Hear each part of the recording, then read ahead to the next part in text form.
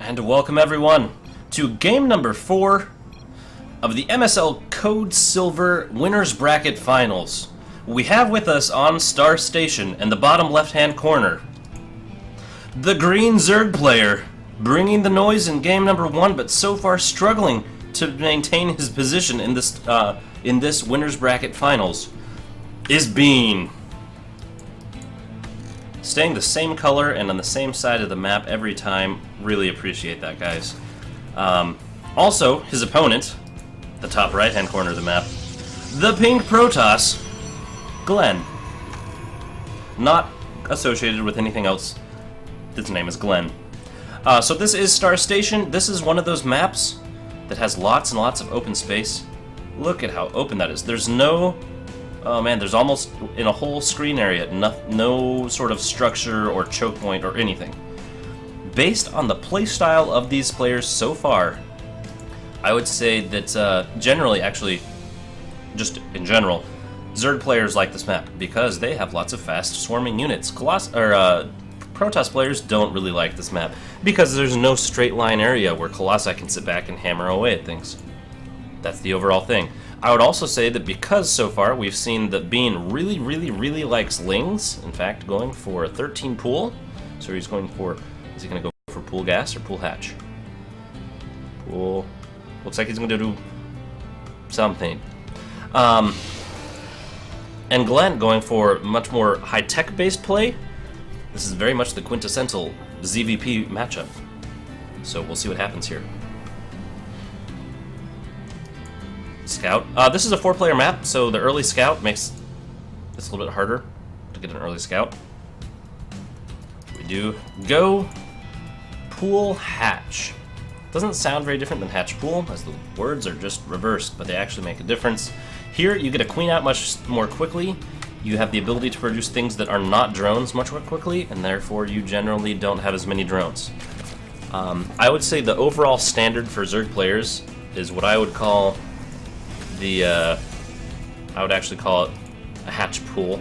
Hatch pool gas at some time is actually super common, and I would define anything else other than that, personally, is a little bit of sacrificing your own economy. So we'll see what happens here. One other thing that I mentioned before the other game, that I've mentioned countless times in other games, is that Zerg players generally need to be up one base on their opponent. If their opponent's not Zerg, but generally everyone likes to be a base up on their opponent all the time. That's just how this game likes to work. Wow, this drone has 2 kills. This is a superhero among flying insects. Is that just me, or does it look like it's hovering? It doesn't actually have legs. It's got wings, right? Or is that just me? It's not just me. I'm totally right. That's all I'm saying. So another Nexus first. Oh, I actually really like the placement there. I don't really like that placement there. Okay. He didn't want to wall himself off completely. That's what happened there. I can understand that, actually. I think you could have brought it forward or brought it back some and allowed it to have a different thing. Or you could have built this first forge over to the side a little bit farther. That would require a different pylon placement, though. But this, at least, this one, I understand now. That makes sense. The other interesting thing is that Bean here went pool hatch, which once again I was saying, because it allows you to produce things that are not drones, you are behind in your economy. Generally, although this time he did not build Lings. So let's see if Bean can correctly, or in my opinion correctly, grab another base. As Protoss players that go Nexus first are going to be super turtley until 8 to 11 minutes, depending on what league you're in. It's somewhere in that time zone that if you see your opponent go any sort of expand, especially Nexus first though, they're not going to have the ability to be aggressive almost at all for a while. Now this is Heart of the Swarm, and with a Mothership Core, they can do a little bit of damage. They can go out with a Zealot and a Stalker and a Mothership Core, and with the ability to recall, it can be really annoying, and they can do some damage if you're up at like 3 hatch before pool type play. But even then, it's manageable because it's only a Zealot and a Stalker and a Mothership Core. What you're going to see right now is, yes, 13 drones. I love to see a player powering drones. Look at that. 34 to 30, or to 25. Bam. So many drones. And it's really weird with Zerg. You feel like you're constantly building drones. It's because you're killing them to build buildings. That's a really easy thing to forget about.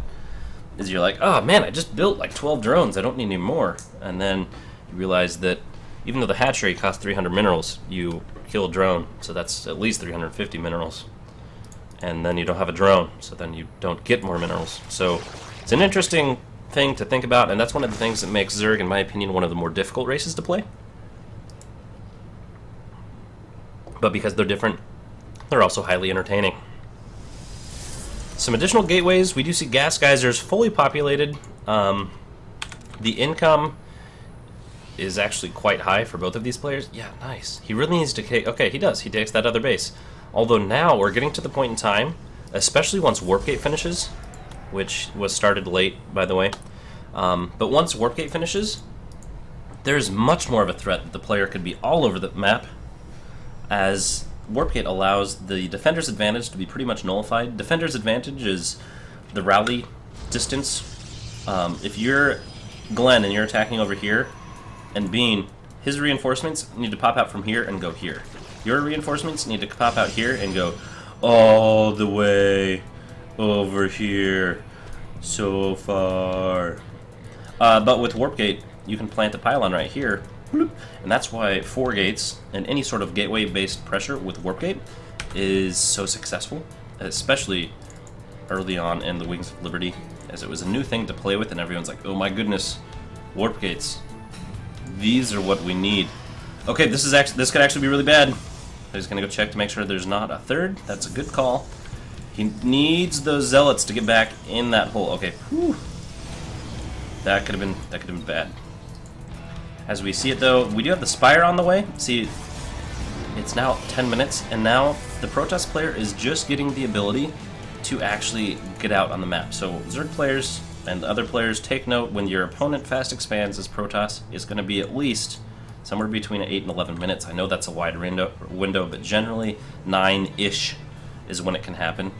So that's something just to be aware of. Also, by the same token, you Protoss players, this is a little bit of a late Spire if they were going for Spire. But know that Spires come out somewhere generally around 9 to 10 minutes. So just general timings, that's one of the things that's actually really, really important in StarCraft, is knowing the general timings that things can happen.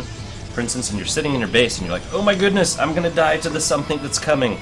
It helps out a lot if you know what things can be happening, and that is additionally enhanced by the fact that you should have been scouting and that you can pin your opponent on what sort of build he's doing, even if you don't get full information. For instance, here you see 2 gas geysers, you see a queen, you see a lot of drones. You should think, there's probably not tons and tons of units on the ground.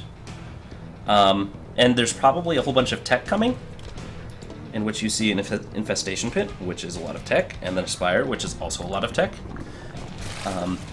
So just trying to point out a couple of the ways that you can actually tell a lot more about what your opponent is doing than you might think, just by continuing to keep tabs on what's going on and knowing what timings things can happen. Another interesting thing to happen, or that you can do, is that you should, for instance, you see your Protoss opponent going for a robotics bait. For instance, you're scouting and you see when the robotics facility has started. You know that even if they're going for Colossi, you have to take the time of construction for robotics facility, 55 seconds. Then the time of construction for robotics support bay, which I do believe is another 65 seconds. Then you have to wait for the time for a Colossi to build. So, and you can start extrapolating when you actually really need to start working on things. And it can make for a really interesting game. As it is right now, though, we're going to have a very interesting game. Does anyone else see what this is? A Nidus network that's not showing up when I click on it for some reason. Come on. Where's the Nidus network? There it is. Nidus network. Awesome. This is probably what's gonna give the Nidus network. Although Glenn has very good coverage. Very, very good coverage, actually. Cannon out here, pylon over here, pylon over here. Looks like he's going to start trying to take that expansion as he's now reached the point. Generally, you need to take a third base somewhere between 10 and 15 minutes.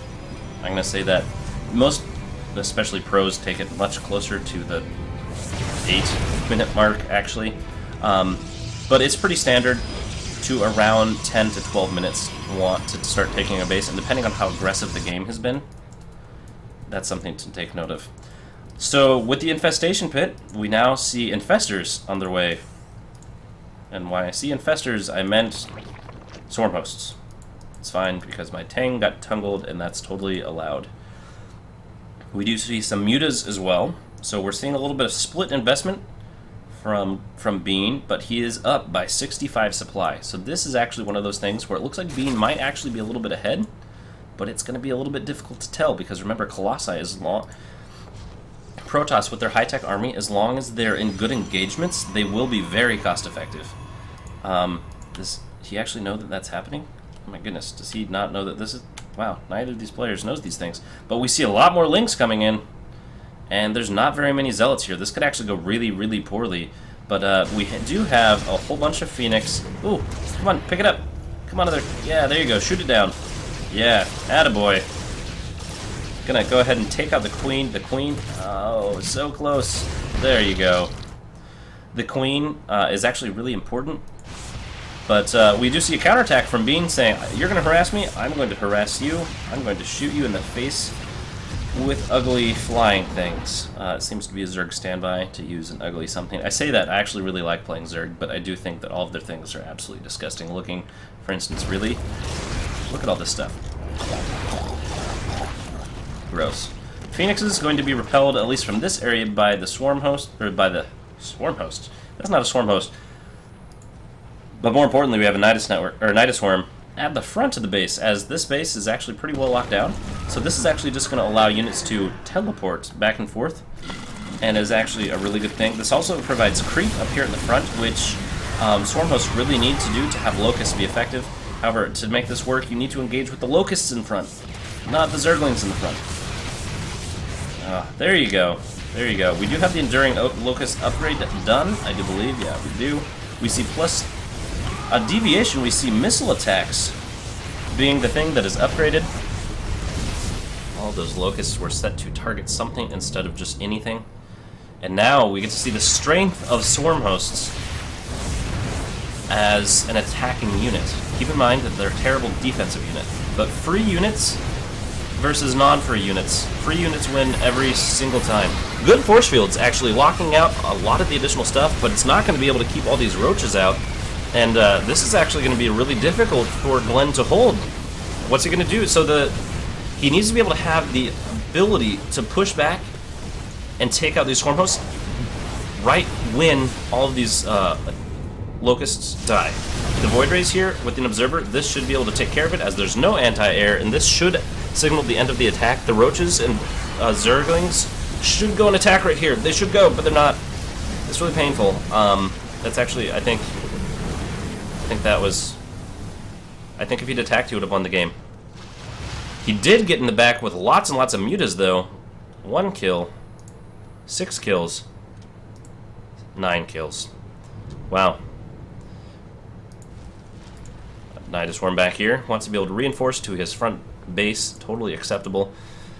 Looking at the unit count, we do see 62 drones to 36 probes, and a huge bank to a almost as huge bank. As a side note, I've commentated with nibbling before. For those that don't know, which is a phrase I say a lot because I do. Nibbling, I dubbed him that name because he hiccups, or he says he hiccups, but it sounds like a Nidus Worm, and so he is now the Nidus Nibbling, and now I get to make fun of him every time a Nidus Worm spawns, as he makes the craziest sounding hiccups before. We actually searched it on the internet, and apparently other people have this problem as well, but the description that one person did on WebMD was hilarious, and it was basically something to the effect of, it sounds like a bird getting eaten by a cat while run over by a truck. Like, it was some sort of crazy description like that made no sense, but that is roughly what it sounds like. It sounds kind of like a Nidus Worm in high speed. This is a really weird choice to do this ninja expansion. I would have preferred a more traditional expansion like this one. But in the meantime, it looks like both of these players are trying to go ahead and stabilize their economies as damage has been done on both sides. The army size is still much larger from Bean, but the units lost, oh, it's actually higher on Glenn's side. There you go. We do have a Nidusworm. Can he find it? There's a Nidusworm. His army. Where is his army? His army is here. This is going to be bad. He could warp in. Okay, this could be bad. Okay, he's going to be able to warp in. All the Zerglings coming out. Not as scary. He needs to focus fire down. There you go. Focus fire down the Nidusworm. And actually, all they did was take out the shields on this robotics bay. That my friend, helps equalize things quite a bit, actually. The Overlord will be taken out. No more Nidusworm for Bean. And it looks like Glenn is now starting to power his way back in, as he had been investing a lot in additional workers, and he hadn't actually increased his army size for quite some time, but that did force some additional units out, and now he's quite close. And +3, wow, should be done here in just a moment. Actually, it's actually +3, +1, not as much as I would like, but still quite good. Good upgrades, by the way, Bean. +3, +3, these roaches are beastly, and look how fast they are. Corruptors, once again, I still feel that Corruptors are not the right choice in Heart of the Swarm. I will just go ahead and say that. They are the right choice against Phoenixes, though. That's totally the right choice, as Phoenixes basically get killed by Corruptors immediately. They don't take additional damage. The Corruptors already have armor, and so their damage is much lessened by that. And compared to Mutas, they're super good. Also, Broodlords still totally a viable unit, and Corruptors still are also totally fine against Void Rays. Although I would prefer generally against Void Rays to see Infestor Hydra or Viper Hydra, something like that.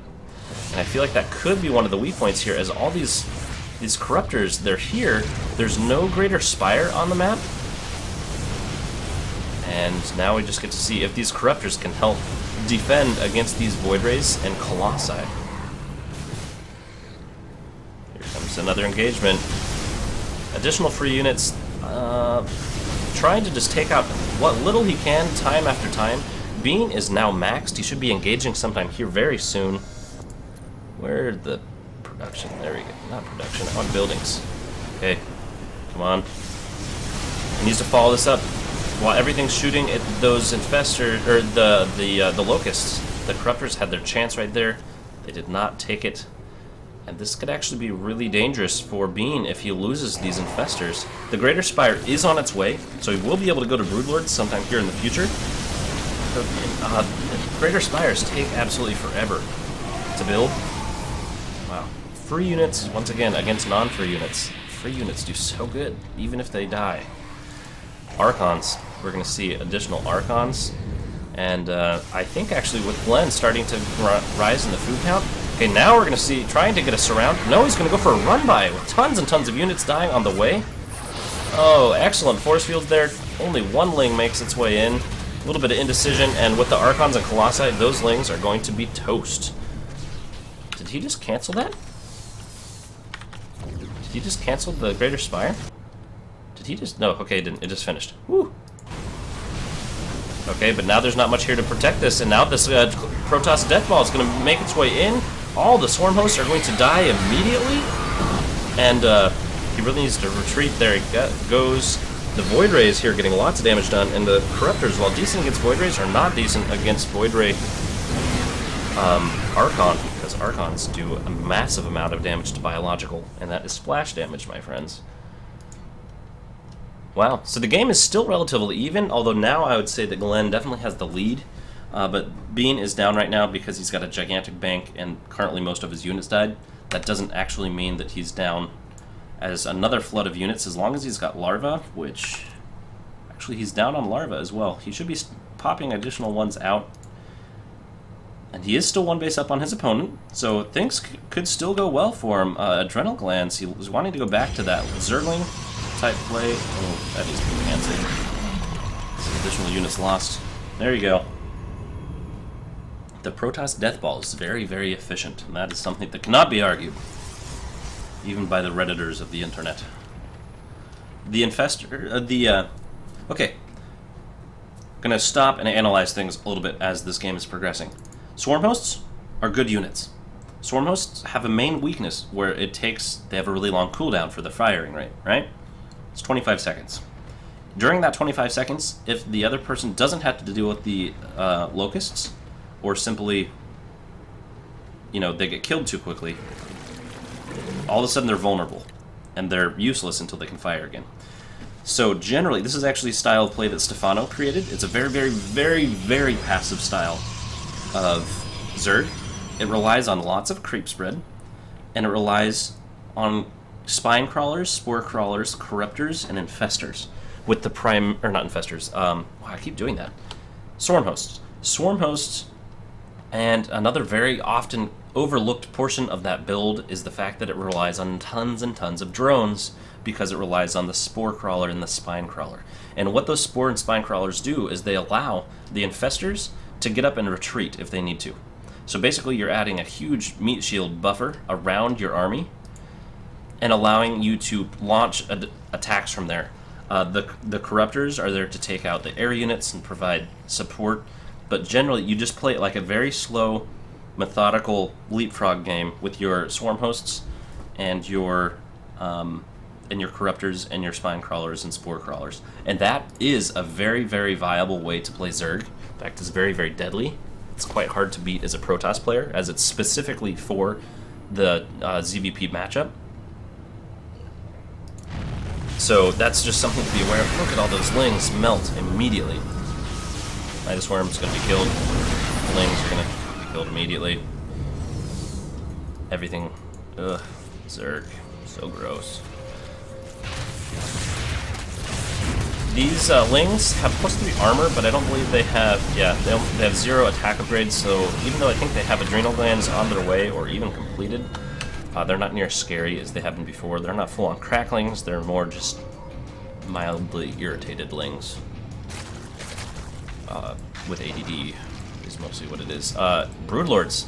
8 Broodlords. This could get interesting. Broodlord, I've not yet seen Broodlord Swarm Host, surprisingly enough. With the number of free units on the ground, that could be really scary. There are lots of Void Rays, though. Lots of Void Rays. Void Rays own Broodlords. That's just kind of how it is. And also, the Broodlords aren't near the Swarm Hosts. Really needs to get that creep closer, as the creep is what allows the attack range of these locusts to be a lot longer. There, 2, 3, 4. Looks like he took out 4 stalkers for absolutely nothing. He's going to take down some more. Look at that. 5, 6, 7, 8, 9, 10. Okay, the Void Rays. The Void Rays are going to eat through all those. And now the Broodlords, while they are going to be able to help, they're going to be eaten alive by these. Check this out. Look at all of those Void Rays chewing their way through everything, and that's really, I think, going to be the ultimate downfall of this army, is the fact that although there are still Broodlords up in the sky, it's not going to be for very long. And all of the Swarm Hosts have been taken out. All of the Corruptors have been taken out. All of the Colossi have also been taken out. That's something worth noting. The army sizes here are actually very small for both player. Being if he's been continuing to macro correctly, which he hasn't, you can just, the way you can tell if that's actually true is you look at the energy on the queens, and that's something really hard to keep low. But if you have low energy queens, you're doing well. This Zealot Warpin is actually going to cause huge problems, and it's going to continue to cause huge problems. There are a decent number of gateways, nothing too huge. That's actually something I would say is that Glenn, you could improve on, is when you get to these later stage of engagements, you rely on your gateway army. Look at how bad their Swarm Hosts are as defense. Look how bad they are. Okay, now finally we can defend, but they're terrible at it. But yeah, once you get later on in the game, you have additional money just laying around. One really good thing to do is get additional gateways slowly, so then when you're slow to rebuild Robo Bay army and Stargate army disappears, you have the ability to replenish almost immediately with gateway units. So I've even seen players with up to 10, 20 gateways towards the end of the game, simply so when the army dies, you have the ability to rebuild quickly. Being the same thing goes for you. If you kept up with your you've got a huge bank. If you kept up with your larva injects, each and every base can actually have something like 17 larvae at it at a time. And if you keep up with those larva injects, you can actually do something what's called a 300 food push, where you get capped out at 200. And then as your army starts dying, you just continually build because you have something like 85 larvae left over, that as your army dies, you replenish, and it feels like a much larger attack, because as the army's going, you're replacing 85 roaches. And your opponent, unless they have a huge bank and 48 gateways, they're not going to be able to replace 48 zealots all at the exact same time. So it looks like here, and that's actually what's going to be happening, the Void Rays here are just proving too much to handle as they're so good. Skill Rays, they only have +1 armor. Ooh, and all the Corruptors being killed on their way out. That's brutal. And it looks like they should be able to clean up most of these, and actually Void Rays just do so much damage to Corruptors. But they're better than, well, Mute is actually better against Void Rays, personally.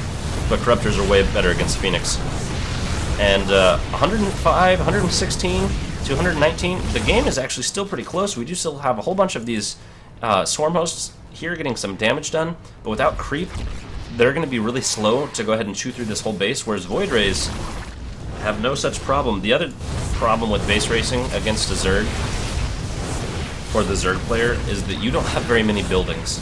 That's the way it is. You only have one production building. Look how many more buildings Protoss players have. So many more buildings just because you have to. Whereas Zerg, you can be all over the place, but your bases don't have very many buildings, and so you're much worse in a base race scenario if they know where all of your buildings are, as there's simply less hit points in your base. That's really what it comes down to. So once again, ooh, look at having to rebuild the spawning pool. We have 33 drones to 41 probes, and we see the army size is actually in Bean's favor if Bean can actually keep it together and survive against all of these additional units that are coming in to attack. Void Rays look like they'll finally get cleaned up. Perhaps. Oh, it's so close. Look how much damage they do. Okay, so Void Rays now are taken care of, at least those ones. There's still a whole bunch left. That's got to be painful. 2 E-Bays, that's pretty much guaranteed a misclick. It's a little bit of pressure. Let's check out the APM. Both of these players playing outstanding. Check this out. Way higher than their average earlier on in the game. The adrenaline here taking effect. And oh my gosh! This is a whole bunch of free arc. Oh my gosh, that's so painful. All those High Templar with so much energy. Oh my gosh, that was a huge blunder. Oh man! Although, even with that, the units lost doesn't even start to compare. With the Void Rays here, there's actually... Where are the Corruptors? Are there any Corruptors? There's 2 Corruptors. And now this is going to be game over, basically. We have Zealots back here causing a big problem. We have one more base here, but that's not going to be able to do too much. He's got way too many Overlords coming out. And the Swarm Hosts trying to get away, do something, but they're slower than Void Rays, so that's not going to work at all. The base race, Broodlords are going to get some done, but they don't have enough DPS. Although their Broodlings actually should have lots of DPS. Oh no, they don't. They just have +3 armor. That's so frustrating. Because if you go for melee weapons, Broodlings actually become very damaging. Ooh, the Broodlings, they're not helping out. Usually Broodlords get additional bonuses, basically, because they have a hit point buffer built into them because you throw animals at other units, and the things generally auto-target the Broodlings. Where's that? Oh, there you go. Yeah, you'll get it. Get it! But when they target fire him, the Broodlords don't have any of that unit buffer, and if with no army beneath them, they die very quickly. And Bean, with so much money left in the bank, but he's really having a hard time getting back into the game. He's got some additional spine crawlers. Does he have any spore crawlers? He does have some spore crawlers. It is now 9 drones to 28 probes. We have a re-wall off down here. We actually switched mains. This is kind of cool. It's like watching a dance. We expanded to one of the original mains. He ninja expanded to this one a while ago. He's walling off, or almost, he's mostly walling off. He's rebuilding a whole bunch of gateways as he's realizing that he could use more units. incorrectly so. And it looks like this is a way longer game than I was anticipating. However, I do think overall this will probably go in Glenn's favor. I say that because he has 3 bases and his opponent has 1. I'm really good at math and at probabilities. Some probes, gonna get scouting around. He knows that his opponent's got to be up in here somewhere. And now with the fact that he got attacked over there, he should know where it is, and it looks like now all of those units are in fact going that direction. Bean is playing like a fiend, 120 APM. He's trying to get those locusts out to go do something, but without creep, they don't go far enough to be able to be a threat. He could do Zergling run by... Actually, no, not with a Colossus. With a 3/3 Colossus, you'd have to have like a whole bunch of links to be able to make that one work. And also the income, well, see, the income's not actually a problem because both of these players have banks. The problem is actually larva. Units? No larva. None. That's the problem. Void Ray's going to go ahead and take out everything. Oh, and the Time Warp, trying to prevent those from escaping. The Skill Ray is going to take out everything because they can't get hit by any of the things available to Bean at this point in time. Production, we have a Macro Hatch almost finishing up, but other than that, basically everything is down. It looks like actually just the Void Rays are going to be able to take down everything else. Focusing those down. Oh, he's actually going to force them back. I'm actually surprised by that. He should just focus fire them down. Okay, the transfuses. That's actually excellent work there. Check this out, the transfuse micro. Oh man, it's gonna take out all these Void Rays actually, or they could. They have enough transfuses left. Bam, there. Check it out, like a boss, like a boss. Still has enough for another few more transfuses, as I think it's only has 50. Bam, bam. I'm gonna give you a virtual high five. Get ready to receive it. Place your hand near the screen. There you go. High five through YouTube. That's how I roll. Some roaches here are going to get fried by lasers and lightsaber cans. Nope, they decided they value their lives and will be returning home. Actually, I don't think that the Bean knows about this other base down here. I think he thinks he's more in it than he is, although both these players just have huge banks. They could, as soon as they get additional production, just go absolutely nuts because they still have money. I mean, think about how many infestors you could have with that much gas. Man, think about how many mutas you could have with nothing to deal with them. Man, but Tempests, always a classy way to go. They sound really scary, but until you have a whole bunch of them, they're not too big of a deal. But I quite like them. I actually think they were way cooler in the beta for Heart of the Swarm, as they had 23 range. How awesome is that? They had 23 range, and they had an upgrade for additional 10 range. They had a range of like a sensor tower. It was awesome. And here, the Corruptors are going to try to get some stuff done, but they don't have enough supporting fire to take out, as a heavily armored unit, to take out these Void Rays. And it looks like Bean's going to throw down the GG as the overwhelming and unstoppable force that is Glenn. He's going to make his way on to the MSL Code Silver Grand Finals. So congratulations, Jen. Woohoo! Awkward. Congratulations, Glenn. Moving on to the winners bracket, or to the grand finals, and making your way from an early deficit to winning the entire series. I did not see that one coming. And look at these players, so nice to each other. Everyone in the Starcraft scene is so amazing. Thank you for enjoying this game, for playing this game, and I'm excited to see what happens. And perhaps Bean, you can come back and face Glenn again in the finals. Remember, this is a double elimination, so good luck to everyone, and thanks for joining me this time.